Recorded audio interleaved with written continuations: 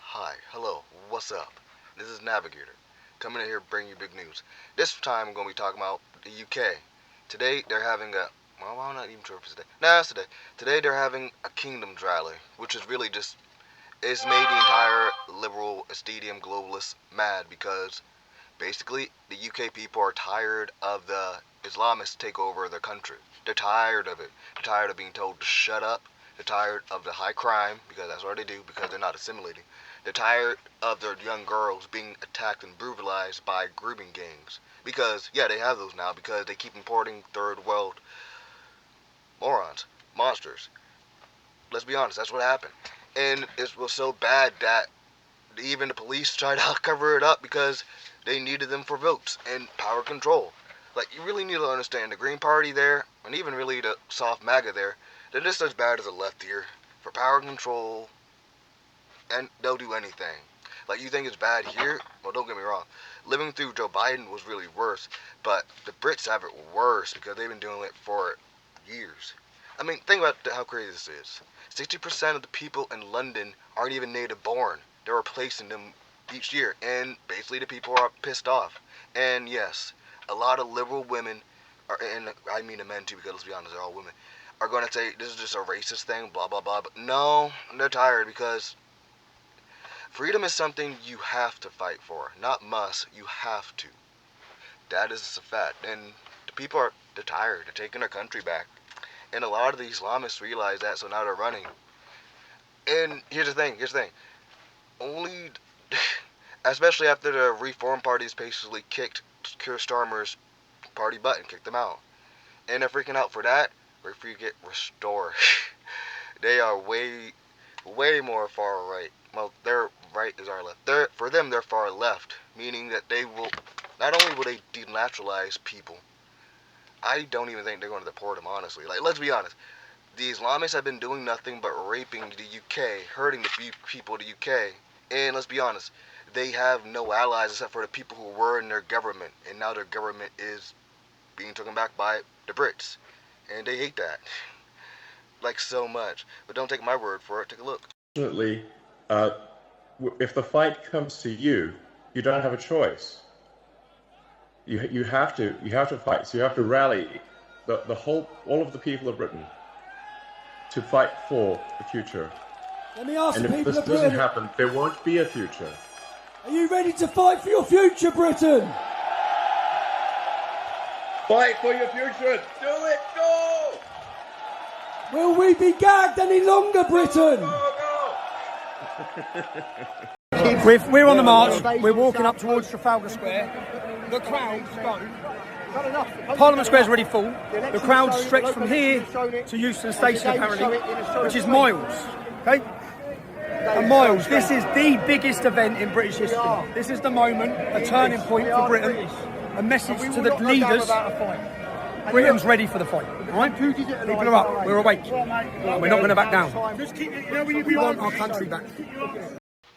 Yeah, and I agree with both Elon Musk and Tony Robbins, which I'm not going to lie, I like that guy. And you see, like, unlike all the whole No King protests that the Democrats do and the globalists do, that where they just all show up with, honestly, all paid in signs, they're all paid for, we all know that. This is more organic. The Unite the Kingdom rally is organic because, as what they both said is true, they brought the fight to them. They brought the fight by massing a bunch of third world people, Islamists who do not share their culture, who hates them, and who has committed the, can't say the word, but it rhymes with grape, of a generation. And now the Islamists realize it, and now they're scared and like just freaking out. And yeah, it's true. They have to fight back, otherwise there will not be a Britain anymore. Freedom is something that you have to fight for, not must. And a lot of these people on the globalist left, then the Islamists didn't think that the people of Britain were going to fight back at all. And it's going to get bloody too. Like, and a lot of them are already reading the wall and already starting to deport and get the heck out. Because they know where it's going to go to. It's going to go, if it gets any worse, it's going to go to even where they won't even deport them, if you know what I mean. And it's gotten so bad that even Keir Starmer finally resigned, thank you. So maybe Britain might have a future, because they were they were a country seriously on decline. Like, give it a few more weeks. If they had kept going the way they were going, there would be no Britain. There would be no women with rights in that on that rock, and it would have to get blown up because that's what they do. And the best part about this, the liberals are just so confused, so dumbfounded that they don't know how to make of this. But don't take my word. Go ahead, take a look for yourself. You need to step in. You then got to get yourself somewhere where a police vehicle can get to, which isn't difficult in the middle. And what we've got today, 2 big marches. So you've got a huge part of central London that's now shut off. So you can find yourself between the middle of the 2 and nowhere for you and your prisoner to go to. So it has to be like a quite a definite decision. And we've got to step in at this point, at this time, to take that person out of the crowd. But 11 arrests so far, huge crowds already, as we can see, going right the way back along. Stewards at the front. The stewards will manage the crowd.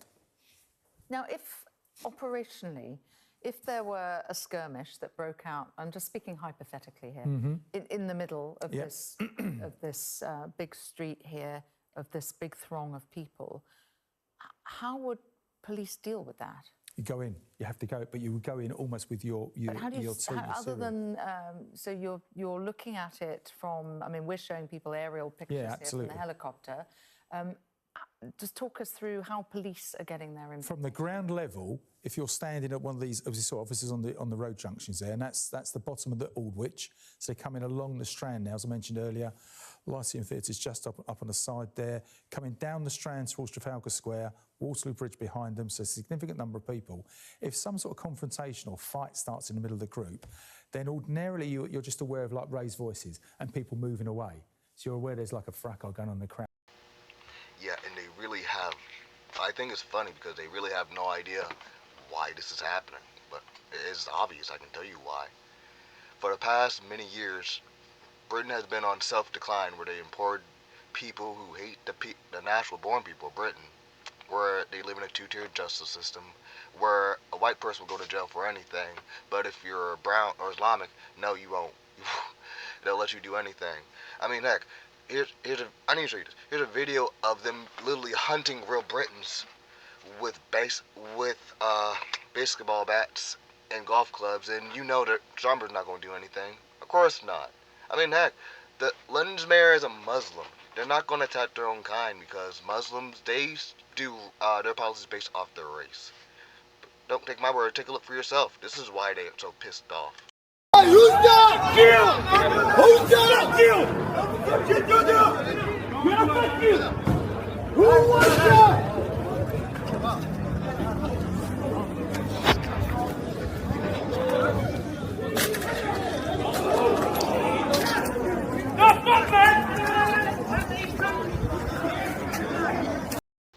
Yeah, imagine living with that, and you know none of them gonna go to jail. Like, let's be honest.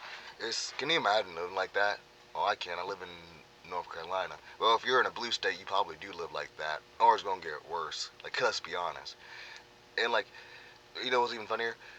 There's the people of Britain are so pissed and so tired of this that they even showed up with other politicians from the EU, and they all booed him except for Trump. And it's obvious why they did that. It's because they actually do love Trump because he's a real patriot and he's a populist, and they all hate the EU because the EU is nothing more than the world government. Yeah, it's the world government. If you watch One Piece, you know what that means. Yeah, and even Nick Shirley came up there where he went to talk about how they're done with the mass migration, they're done with the 2-tier system, they're done with the high taxes, they're done with the crime, they're done with the Islam, they're done with the young girls being attacked for nothing, they're done with the anti-free speech laws, and like, let's be honest, they were always going to go to a boiling point with this, and I'm happy they're doing it now, and I'm surprised it's not as bloody because the last revolution they had, it was bloody AF. Well, go ahead, take a look.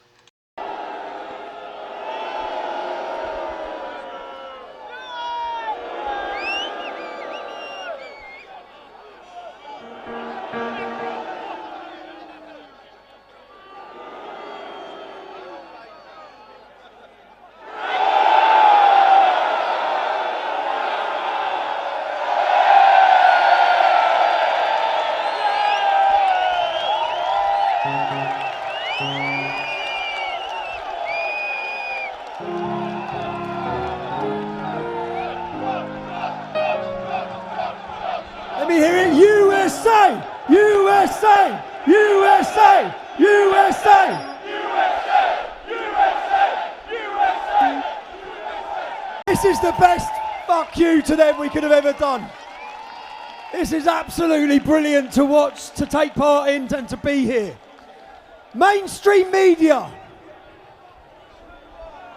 The mainstream media act in this country and across the West as a weapon for the totalitarian state.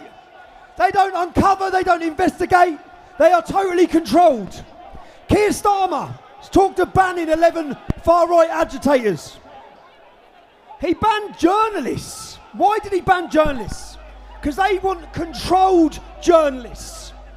Do you know, never have we seen one moment or one man that has rose, that has shown the importance of citizen journalism. He has taken the world by storm. His life has been endangered. He showed that we don't bow down, we tell the truth, we investigate. Let's see the VT for the next gentleman. To take note of is Gavin Newsom. Right now in Polymarket, he's the leading nominee for the Democrats. The Quality Leering Center, 1-800-FRAUD, as now it had been confirmed that this place was closed down, and now they're shuffling children into the daycare. How sick does the governor have to be to say that the kid exposing the fraud is the bad person versus the fraudsters that are stealing the money? Who knows what's going on? I mean, look at this place. This adult daycare received $19 million, has billed the state of California over $19 million in the past few years, and a group of people were looking for me because I exposed the fraud. Like that's crazy to think that we live in a society nowadays where somebody going to do a big public service for the country has to worry for their life. Oh, Nick. London!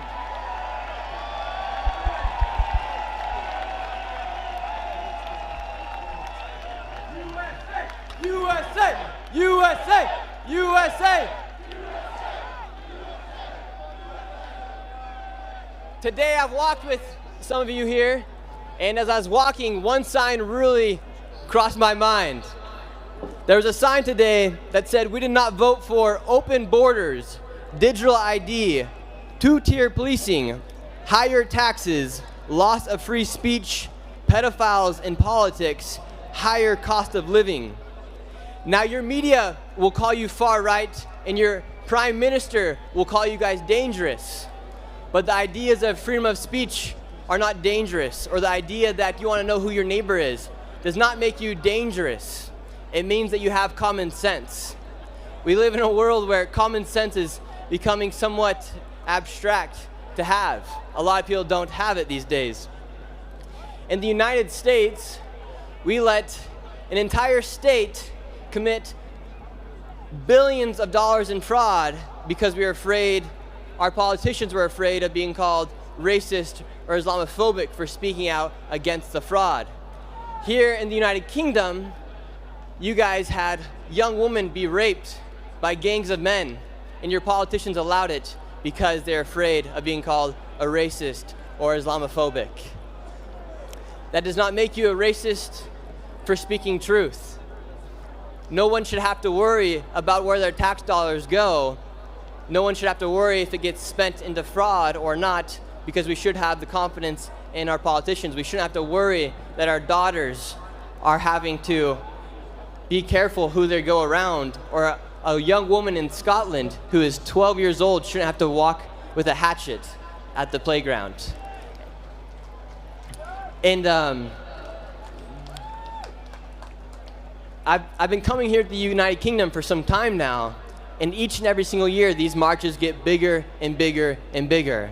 I think it is time that your Prime Minister and that your government takes heed to your words and takes heed to the caution that you guys are giving them, because change is inevitable here inside of the United Kingdom, and it doesn't need to be done because everyone should have the...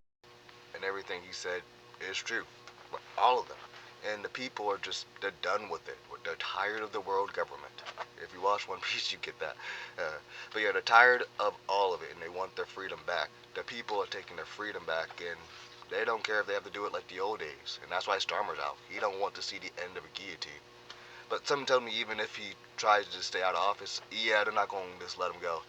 He betrayed their people and caused the unaliving of a lot of his own people. So yeah, all that blood's on them. And I'm going to be honest, I have a lot of respect more for the British because unlike the Canadians, they didn't choose their leaders based on Trump's arrangement. Unlike Canadians who, after Trump said that he wanted a certain party to win, they all was like, ew, Trump, screw you, authoritarian. He's going to take over our country. And his word basically caused them to vote wrong. And now every other country is getting their freedom back. Canada went more into the world government's hands. And yeah, they're getting it hard. I mean, heck, they might actually not be able to leave their country unless they pay a heavy tax. Yeah, you Canadians, you screwed up. Don't choose your leaders based off Trump's arrangements. You fools. Now to end this, I'm going to go through the Bible. That really does makes a lot of sense for what's happening in the world. Exodus 5:1. Afterwards, Moses and Aaron went and told Pharaoh, "Thus says the Lord of Israel, let my people go, that they may hold a feast to me in the wilderness." Thank you. This has been Navigator. Please come back again soon and have a nice day.